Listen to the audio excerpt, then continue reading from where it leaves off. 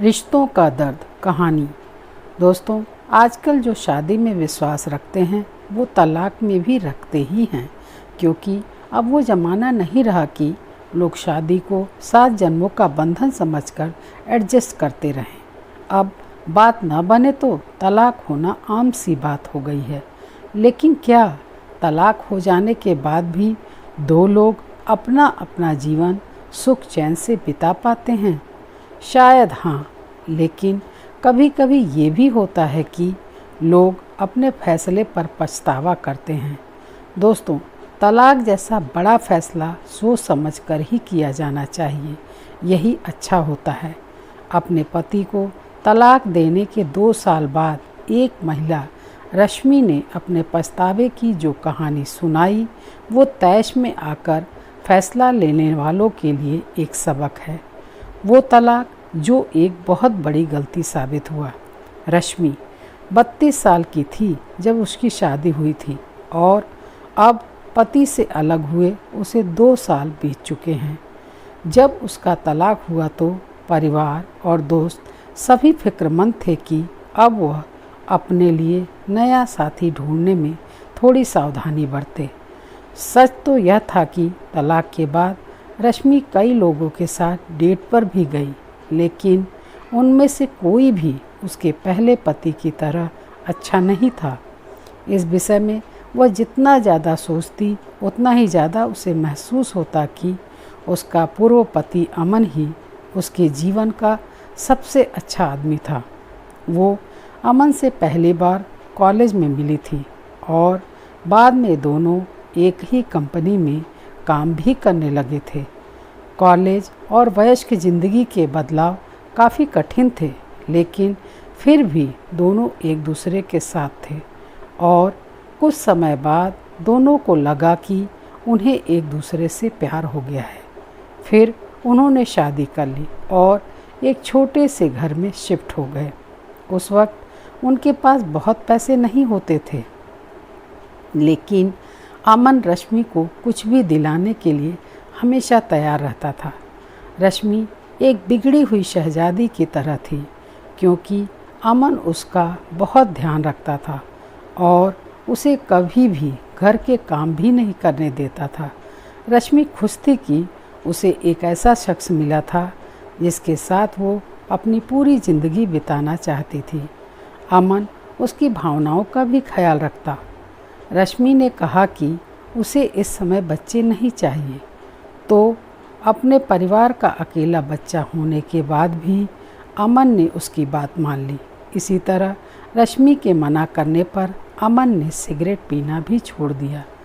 जब वह बीमार पड़ती तो अमन उसका खूब ख्याल रखता। धीरे धीरे रश्मि स्वार्थी से और ज़्यादा स्वार्थी होती चली गई और अमन की भावनाओं को भी अनदेखा करना शुरू कर दिया।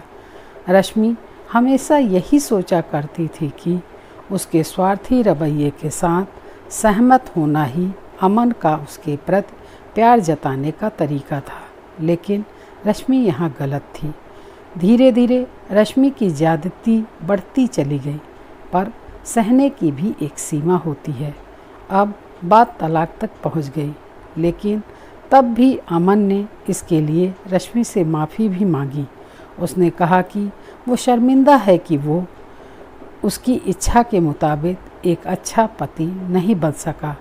तलाक के बाद भी रश्मि के अहंकार ने उससे कहा कि उसका पति उसके पास वापस आएगा, लेकिन 2 साल बीत गए और उसने कभी रश्मि को कॉल तक नहीं किया। और एक वक्त के बाद रश्मि ये समझ चुकी कि उसकी कहानी अब ख़त्म हो चुकी है। एक दिन रश्मि अपने कॉलेज के दोस्त की बर्थडे पार्टी में गई थी।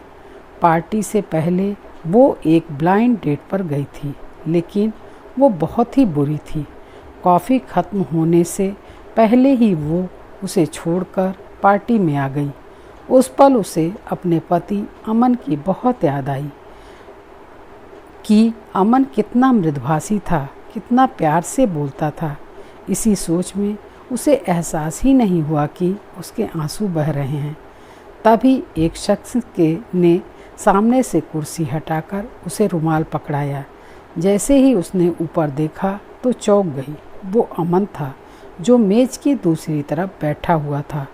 एक दूसरे से अलग होने के 2 साल बाद उसे अपने सामने बैठे देख रश्मि बस इतना चाहती थी कि वह अमन का हाथ पकड़कर उससे एक दूसरा अवसर मांगे। उसे लगा कि अमन पार्टी में अकेला आया है तो उसके दिल में उम्मीदें सी जगने लगी। क्या वो अब तक सिंगल है? क्या वह दोबारा अमन के साथ रह सकेगी? लेकिन तभी अमन का फ़ोन बजा और उसने फ़ोन उठाया। फ़ोन पर बोला, ठीक है, मैं 1 मिनट में तुमसे मिलता हूँ। वो रश्मि की तरफ देखकर मुस्कुराया और कहा कि उसे जाना होगा। वो दरवाजे के बाहर गया जहाँ एक खूबसूरत महिला उसका इंतज़ार कर रही थी। अमन और वो महिला बड़े प्यार से गले मिले। अमन को एक दूसरी महिला के साथ प्यार में देखकर रश्मि का दिल डूब गया। उसे लगा अमन तो उसे ही प्यार करता था, लेकिन उसने ही तो अमन के प्यार की कद्र नहीं की, और अब जब वो जा चुका है तो उसकी चाहत का एहसास हो रहा है। दोस्तों, हम सभी को पति पत्नी के इस प्यार भरे रिश्ते को निभाने का हर संभव प्रयास करना चाहिए, क्योंकि एक बार इन रिश्तों में दूरी आ जाए तो उन्हें पुनः पहले जैसा करना इतना आसान नहीं होता। कहानी कैसी लगी कमेंट करके ज़रूर बताइएगा तथा मेरे इस चैनल को लाइक और सब्सक्राइब करके मेरा प्रोत्साहन कीजिए।